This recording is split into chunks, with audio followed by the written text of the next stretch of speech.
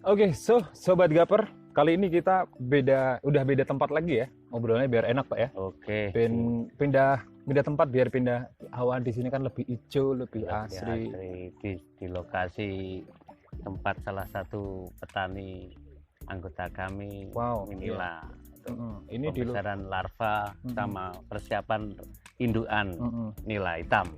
Ini persiapan indukan nila hitam teman-teman di sini. Nah, ini Sobat Gaper bisa lihat di situ tadi dan juga udah di videoin tadi ketika proses-proses ngasih makan ke larva, terus juga ngasih makan ke yang sudah jadi juga, dan disinilah tempatnya teman-teman. Kalau teman-teman perhatiin nih, bedanya tadi kan kolam semen ya, di tempat sebelumnya itu kolam semen dan sekarang ini di sawah teman-teman. Ini tuh sengaja loh, bukan karena nggak bisa bangun kolam semen Pak ya, karena memang sengaja ditaruh di sini. Nah, kira-kira Pak, apa sih yang bikin kenapa harus ada kolam di sawah Pak? Dan ini untuk ikan yang modelnya bagaimana aja? Untuk ikan nila sebenarnya cocoknya itu ikan tanah, ikan di sawah. Nah, di sini tempatnya kebetulan airnya pengairannya mudah, pembuangan air pun mudah untuk pengambilan panen larva, untuk pengambilan hasil panen itu sangat mudah. Jadi disesuaikan tempatnya, tidak asal saja untuk pembenihan budidaya nila dari larva ke ukur yang sesuai pasar itu tidak asal. Kita pilih-pilih tempat lah. Kalau untuk yang peremajaan itu kurang ke tempat tidak masalah, karena panennya itu siklusnya agak panjang, 3 bulan. Kalau larva itu minimal rata-rata 20 hari sekali itu panen. 20 hari sekali ya? Panen, ya.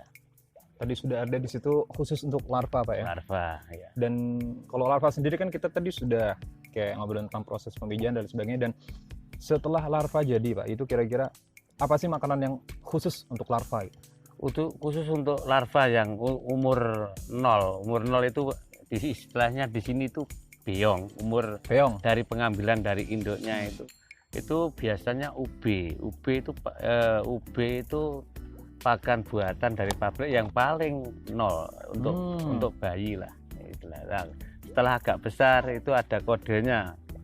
Nah, ini tidak sebut pabrik lah ya, itu kode min 1, min 2, min 3, sesuaikan ukuran besarnya ikan. Itu ada kodenya sudah dari pabrik. Sudah, berarti sudah khusus disiapkan oleh pabrik, kita tinggal ngasih. Itu memang dikhususkan untuk larva. Dan kira-kira makanan untuk larva yang umur sekian itu udah ada sendiri Pak ya? Udah ada sendiri. Di samping dari pakan buatan, petani sendiri sudah menyiasati untuk biaya produksi terendah itu sebelum larva masuk. Lahan dipersiapkan dulu, dibajak, dikasih air, kasih pupuk, kasih kompos, fermentasi, plankton tumbuh. Plankton tumbuh sehingga larva masuk, dia makan alami dulu untuk menyesuaikan.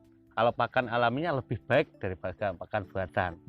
Kalau sudah agak-agak besar, sekitar umur 1 minggu, larva plankton berkurang, kita bantu pakan buatan. Oh gitu. Jadi sesuaikan besarnya ikan. Gitu. Jadi teman-teman nih dalam persiapan kolam yang sawah ini dikasih pupuk kompos dulu Pak ya. Untuk memicu tumbuhnya plankton. Nah, dan itu bisa dikira-kira sebagai petani pasti bisa ngira-ngira ini plankton ini kira-kira menipisnya udah berapa hari itu bisa nipis gitu ya. Itu untuk pakan larva setelah dia netes gitu. Setelah dirami habis itu netes, udah ada plankton, mereka siap makan. Itu supaya lebih sehat.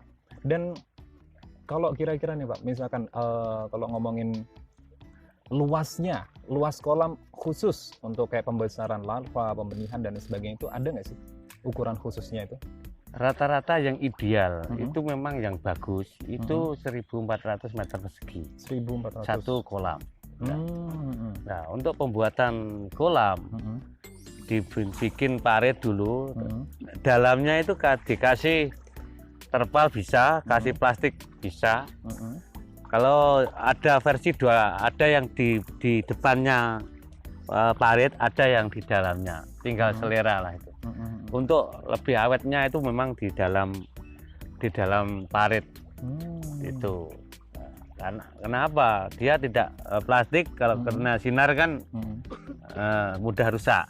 Kalau di dalam tanah kan agak lama, bisa sampai 5 tahun. Wow, bisa. Ya, oh iya, berarti sampai. memang khusus plastiknya itu Ya, taruh dalam tanah. nah itu sebagai konstruksi ototnya itu untuk menahan air. Nah, untuk khusus pembuatan kolam, yang penting kita bisa manajemen air, Pak. Manajemen air itu hilang itu sesuai dengan selera kita. Kita naik turunkan air itu sesuai dengan kita. Itu namanya manajemen air. Kalau parit tidak dibuat bagus, nanti dia hilangnya itu tidak kendali kita. Oh gitu, memang yang ngatur volume air dan juga kapan air ini kayak harus diganti gitu Pak ya? Kapan naiknya kedalaman itu kan kita. Kalau memang paritnya bagus, itu bisa kita kendalikan gitu. Makanya pembuatan kolam konstruksinya itu parit, nah di dalamnya ada terpal atau plastik gitu. Salah satu syarat utama. Dan kira-kira kapan gimana kalau misalkan cara kita untuk mengetahui kapan ini air nih harus digantiin kapan gitu? Rata-rata kalau kita pakai alat, Mas, kita pakai alat kecerahan air, ada DO air, derajat oksigen dalam air, terus pH air, terus kalau suhu kan tergantung cuaca sinar. Kalau sudah semuanya itu standarnya di bawah ukuran, itu kelihatan ikan itu kurang sehat. Nah, oh gitu. Itu kita ganti, kita sesuaikan. Petani sudah paham untuk kualitas air itu pakai alat.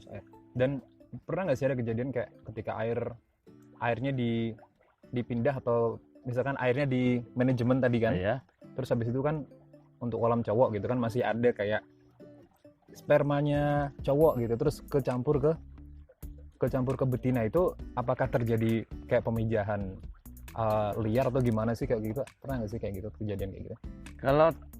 Kalau di sini kata-kata pemijahan liar kok enggak ada. Di sini memang sudah paketan, Mas. Sudah paketan semua ya. Setiap pengambilan larva itu induk jatuh suatu wadah kolam 2 meter persegi itu induk tidak boleh kesentuh, tidak boleh stres, tidak boleh mengeluarkan telur. Bagaimana caranya itu? Oh gitu. Nah, ya harus luas, kotaknya itu harus bersih sebelum dikuras itu harus bersih dulu kolamnya. Kemungkinan rata-rata kolam itu beton untuk 2 meter persegi untuk tempat berkumpulnya terakhirnya indukan dan larva itu. Dan untuk yang kolam seperti ini Pak, frekuensi untuk, nah tadi kan kayak udah kita ngelihat Masnya tadi ngasih makan gitu kan, itu frekuensi makannya itu untuk, ada nggak sih hitungannya gitu? Ya untuk makan, untuk budidaya pembesaran larva itu rata-rata 1 hari 2 kali, Mas. Sekitar jam 7 sampai jam 8 pagi, kalau sore sekitar jam 3 sampai jam 4. Wow. Lain dengan pembesaran, Mas. Kalau pembesaran itu lebih sering nggak apa-apa, yang penting pakai rumus 5% dari berat badan ikan itu. Oh, itu rumusnya. Volume. Rumus itu untuk pembesaran. Untuk pembesaran ada rumus sendiri ya, teman-teman. Kalau untuk larva, istilah di sini pembesaran larva disesuaikan dengan tingkat kepadatan isi larva dan plankton di dalam air itu. Itu untuk rumus ngasih makan. Rumus ngasih makan. Makanya beda antara pembesaran dengan pembesaran larva, memang beda. Wow. Itu tergantung pengamatan kejelian kita sebagai petani. Kita harus jeli memang. Dan di sini kita juga udah ngelihat Pak, di situ tempat larva banyak, dan kayak volume berapa banyak larva yang boleh dimasukkan dalam suatu ukuran kolam itu, ada nggak sih Pak rumusnya seperti itu? Kalau larva ukuran 1400 meter persegi itu kurang lebih 100 sampai 150 rean. Nah, di sini satuan rean itu umum di kelompok petani kami itu untuk transaksi penjualan ini rean, Mas. 1 rean isinya 5.500. 1 rean. Nah, 500-nya itu garansi kalau ada kematian, ada hitungan kurang luweh, ya, kan kita pakai takaran. Nah, untuk garantinya itu 500. Makanya satu rean isinya 5.500. Oh. Untuk penjualan tingkat petambak isinya satu rean itu 500. Sehingga pedagang yang menyalurkan itu tidak rugi, tidak menyusut. Maka ada ring kematian itu, stun. Oh iya, ya, oh iya, belum terpikirkan ya. Stun. Ada range kematian juga. Ya, ring kematian dan hitungan gambling, perbedaan gambling hitungan itulah. Jadi makanya ada. 500 lah. Satu ren satunya 5.500.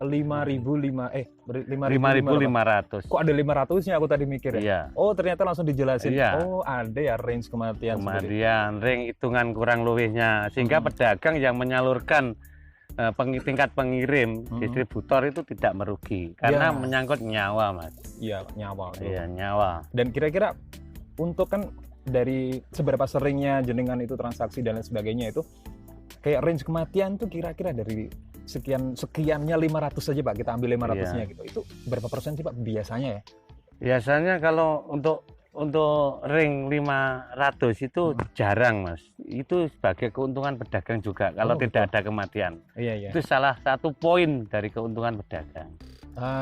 Itu ada. Maka ada rewardnya lah. Ada reward yang mana itu sebetulnya aslinya kan untuk jogo-jogo. Iya, jaga-jaga. Andai kan ikan tidak ada kematian, berarti itu masuk keuntungan, profit di pedagang. Sehingga usaha pedagang ikan itu sejahtera dibanding petaninya. Makanya apa sejahtera? Karena dari tingkat petani itu ada toleransi ring 500 itu. Iya, Oh, ini teman-teman yang memang sama-sama dua-duanya sama-sama bisnis yang sama-sama saling menguntungkan, menguntungkan dan memelihara alam pastinya. Itu ya, memelihara alam. Tapi memang ada ya hal sesuatu yang tidak bisa diaplikasikan di bisnis lain yang sejenis yang mungkin sama juga memanfaatkan sawah seperti ini, kayak tadi range kematian itu kan bonus untuk pedagang, lumayan pedagang. Itu memang sudah aturan umum di dunia pembenihan ikan di daerah kami.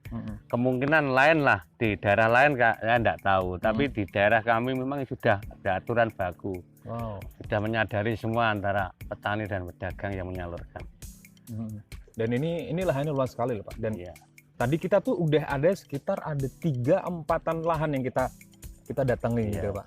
Kira-kira apa ya, bagaimana memanage untuk kualitas ikan dengan lahan seluas itu?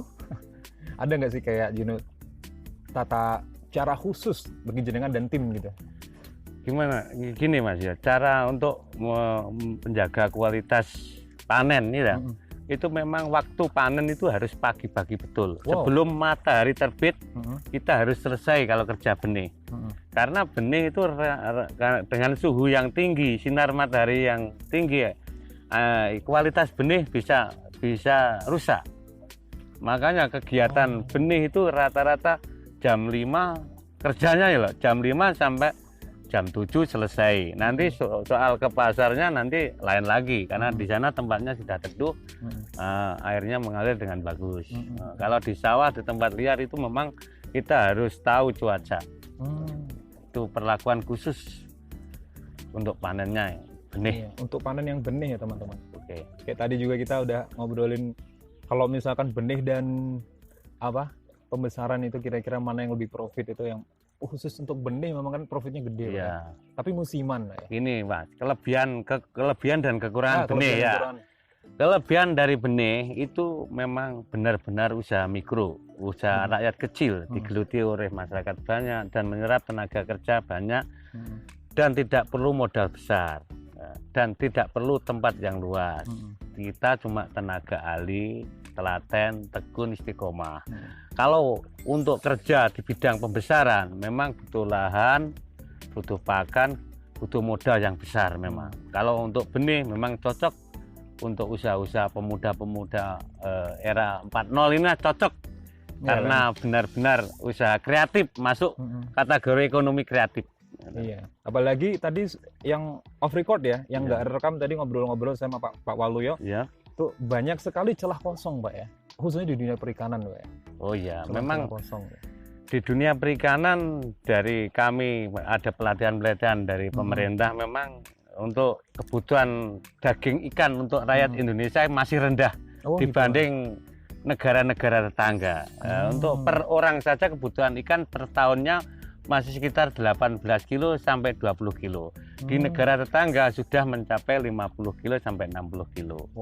Makanya untuk peluang bisnis budidaya air tawar ini sangat masih ada ring untuk pertumbuhannya sangat bagus. Masih bagus. Ya, masih bagus, masih ada harapan yang besar untuk generasi muda ke depan. Ibaratnya kalau teman-teman nih ada nonton kemarin video keberapanya Pak Mardigu, itu ada pain point gitu ya. Pain point itu ya ibarat kalau istilah kita itu celah kosong, Pak. Iya, itu masih ada pertumbuhan ke depan. Jadi untuk generasi muda Sobat Gaper yang 4.0 ya, 4.0 nih silahkan. Kalau kebetulan nih bisa ke Kediri langsung aja berguru ke Pak Walu ya. Bisa, setiap waktu bisa. Kebetulan juga di sini banyak sekali tempat untuk prakteknya. Sekalian nggak apa-apa kalau hitungannya magang gitu, pengen bantu-bantu sekalian nimba ilmu juga malah seneng Pak Walu ya nggak? Oke, perluasan jaringan. Perluasan jaringan juga. Kerjasama bisa. Seperti tadi juga Pak Walu juga bilang, ini bibit dan khusus untuk nilai yang hitam seperti ini, nilai yang putih, dan juga pemasarannya akan kita lanjutkan lagi untuk pemasarannya di tempat yang lain ya teman-teman, yang lebih cocok untuk ngobrolin distribusi dari kolam ikan dari usaha budidaya ikan nila ini. Oke, jumpa lagi di video selanjutnya. Oke, bye.